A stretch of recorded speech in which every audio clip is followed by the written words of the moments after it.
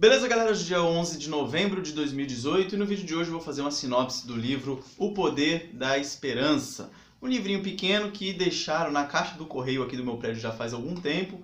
E aí, fiquei com ele aqui esperando aqui em casa até que comecei a lê-lo. E aí, eu li ele do dia 15 de outubro a dia 7 de novembro agora. E aí, vim fazer aquela sinopse de praxe, fiquei um bom tempo sem fazer. Mas agora eu voltei com as minhas leituras, então eu estava lendo esse e o Como Ler Livros, que depois no futuro vou falar também a respeito. Ele é bem fininho, bem legal esse livro. Ele foi escrito por dois autores aqui da Igreja Adventista. Lógico, para quem acompanha o canal aqui sabe que eu sou da Igreja Presbiteriana do Brasil. A gente tem algumas divergências doutrinárias ali com relação à Igreja Adventista, mas que não afetam em nada o conhecimento que é transmitido através desse livro.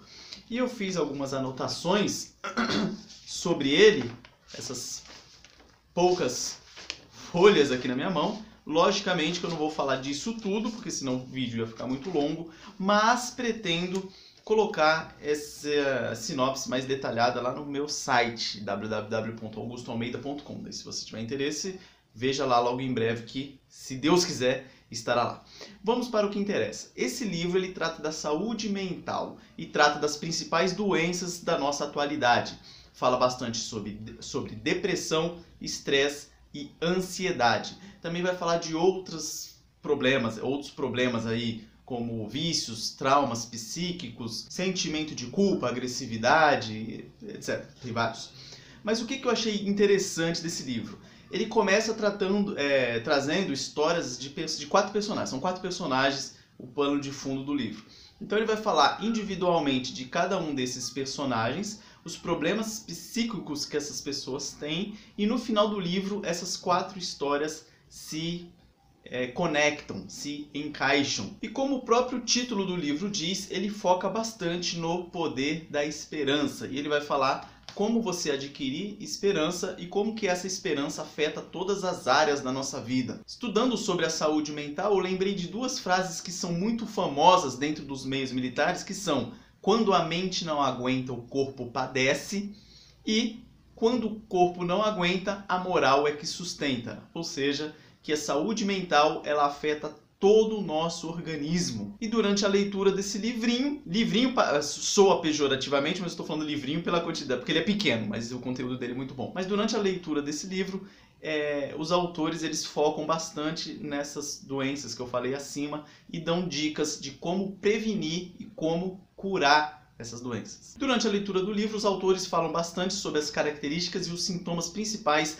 dessas doenças que eu falei agora há pouco. E isso que eu acabei de dizer é muito importante. São doenças. A depressão, o estresse, a ansiedade são doenças. Ou seja, o que isso quer dizer? Há um desequilíbrio químico no nosso cérebro que resulta nessas doenças. Então não é frescura, igual muita gente fala, não é viadagem, é doença. É uma doença e como uma doença tem o seu tratamento. E geralmente, na maior parte dos casos, o tratamento é simples, mas não é rápido. É um tratamento demorado. E por ser demorado, muita gente não leva esse tratamento até o final e às vezes acaba tendo uma recaída e quando essa doença volta, acaba voltando pior do que lá no início. Então, é uma coisa que tem que ficar atento, tem que ser tratada do jeito certo. E no livro vai falar que o jeito certo é o quê? Muitas vezes através de medicamentos, mas também aliado com terapias e a parte espiritual também que não pode ficar de fora, que é bem retratada no livro também. O livro é repleto de dicas de prevenção e tratamento das referidas doenças e traz bastante exercícios práticos para serem feitos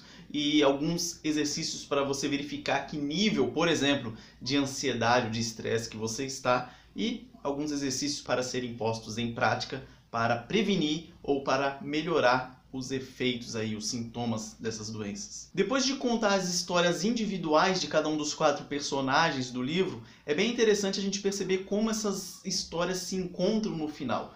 Então ele começa contando a história de uma pessoa lá, o tal do Carlão. O Carlão, ele era atleta, bonitão na época da juventude dele, e aquele cara muito irresponsável e tal. E aí ele larga sua esposa para pegar uma menina mais jovem e abandona a filha pequena na época. e aí acaba tendo aquela vida toda de glamour e no final acaba sendo acometido por um câncer.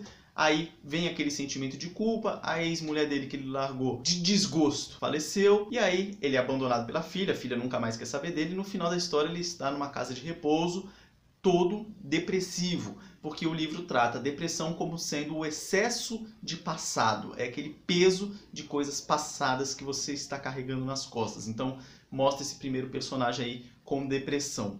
Aí a filha dele, essa que foi abandonada por ele, acaba crescendo como uma pessoa insegura, tendo alguns problemas de ansiedade, e aí ela acaba sendo chefe numa empresa, e ela solta toda essa insegurança e toda essa ansiedade nos seus funcionários. E aí um dos funcionários acaba ficando estressado por causa da atitude dessa menina. Laura é o nome dela, desse personagem.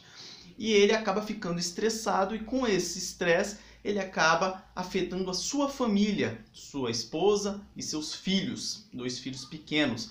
E por ele ter esse estresse sendo despejado dentro da sua família, acaba afetando a sua filha menor, que acaba demonstrando sintomas de agressividade. Aí no arremate do livro, a Laura acaba se convertendo e aí ela busca encontrar com seu pai ainda, que já não o via há muito tempo.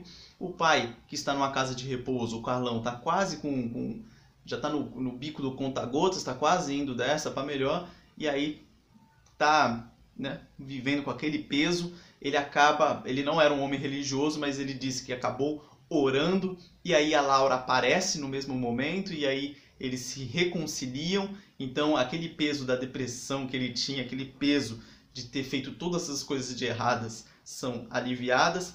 A Laura sente também aquele alívio de ter resolvido uma questão de infância, e ela acaba indo na empresa, se desculpando com todos os funcionários, que acaba resultando num alívio para aquele funcionário estressado que ela tinha, e ele chega em casa também, muda sua atitude e acaba se tornando um pai mais presente, mais atento à condição dos seus filhos, que acaba diminuindo a agressividade da sua filha. E uma coisa importante que a gente pode tirar da leitura desse livro é que uma atitude ruim acabou desencadeando um monte de coisas ruins também. Então você imagina se uma coisa boa também não pode refletir em várias coisas boas, que na verdade o que aconteceu no final do livro. Então uma atitude ruim lá no começo do Carlão acabou resultando em um monte de coisa ruim aí para os outros personagens, só que também uma coisa boa lá, o arrependimento da Laura, que se conciliou com o pai, também foi efeito dominó aí também, influenciando positivamente todo mundo. Então é uma coisa que a gente tem que pôr na cabeça e pensar que às vezes uma atitude ruim que a gente toma, às vezes inconscientemente, vai afetar um monte de gente ao nosso redor. E o contrário também, às vezes uma atitude boa, honesta e equilibrada que a gente tenha vai também afetar um monte de gente aí, pode às vezes não parecer à primeira vista, mas vai afetar positivamente aí muita gente. E a conclusão que eu chego do livro é o seguinte, que nós fomos criados à imagem e semelhança do nosso Deus, e Deus deu um manual de instrução para que nós seguíssemos e tivéssemos uma vida melhor aqui nessa terra, que é a Bíblia. Então na Bíblia você tem lá informações de como conduzir a sua vida, tanto fisicamente, quanto espiritualmente, quanto mentalmente. E uma coisa está sempre interligada na outra. E sempre que nós contrariamos essas determinações do Pai, sofremos consequências. E qual que é a solução? É nos aproximarmos a cada dia mais de nosso Deus para termos uma qualidade de vida melhor e aguardando aí ansiosos a vinda do nosso Senhor Jesus Cristo. Então com isso encerro aqui a sinopse do livro. Se você ainda não é inscrito no canal, inscreva-se. Compartilhe esse vídeo, curta aí e me siga nas outras redes sociais também. Forte abraço, bom domingo a todos e até mais. Ah, e quase esqueci. No final do livro, ele traz o site bem interessante do livro, chamado www.opoderdaesperança, mas sem cedilha, na verdade opoderdaesperanca.com.br. Se você tiver mais alguma curiosidade, acesse lá. E eu vou deixar o link também para que, se você quiser adquirir esse livro, você adquira, vai estar aí na descrição do vídeo, beleza? Baratinho, então presentei para alguém, ou se você também se interessa por essa questão de saúde mental. Se não se interessa, é bom se atentar aí, porque o negócio dizem, que é o mal do século. e aí a gente começa a perceber o porquê que é o mal do século. Você vê tudo que está influindo aí, ou tudo que influencia para que tenhamos esses problemas mentais aí, desde as doutrinas humanistas que nos afastam cada dia mais da espiritualidade de Deus, os ruídos. Eu achei interessante ele falando sobre isso, falando sobre os ruídos, poluição sonora afeta na saúde mental, falta de exercício físico, alimentação, tudo. Então, recomendo, é uma excelente leitura, você não vai se arrepender. Forte abraço e até a próxima.